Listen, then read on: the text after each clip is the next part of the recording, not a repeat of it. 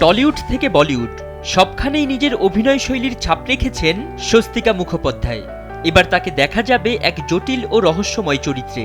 ভারত ও যুক্তরাষ্ট্রের যৌথ প্রযোজনায় নির্মিত হতে যাচ্ছে থ্রিলার চলচ্চিত্র ছেলেধরা, যার প্রধান মুখ স্বস্তিকা। আগামী 1 মার্চ থেকে অরুণাচল প্রদেশের দুর্গম জিরো ভ্যালিতে শুরু হবে ছবির শুটিং। পরিচালক শিলাদিত্য মৌলিকের এই ছবিতে স্বস্তিকা অভিনয় করছেন বৃষ্টি চরিত্রে। বৃষ্টি একজন ডিভোর্সি নারী, যিনি জীবনের টানাপড়েনে ক্ষতবিক্ষত। এক আবেগঘন মুহূর্তে মেয়ের জন্মদিন উদযাপনের জন্য তিনি নিজেই মেয়েকে চুরি করেন। আজকে সত্যি রবির আলোর মতন ঝলমলে একটা দিন। কিন্তু ভাগ্যের নির্মম পরিহাসে মেয়েটি সত্যিই অপহৃত হয়ে যায়।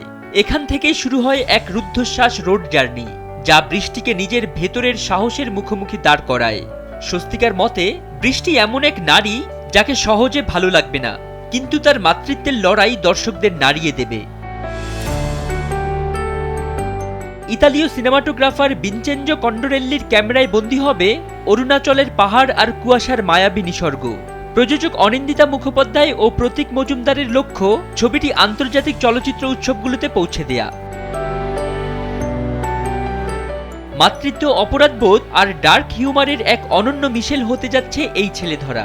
মার্চের শেষ পর্যন্ত শুটিং চলবে, যেখানে প্রকৃতির রহস্য আর মানুষের মনের অন্ধকার সবই ফুটে উঠবে বড় পর্দায়। ফরিদউদ্দিন মোহাম্মদ, সময়ের আলো।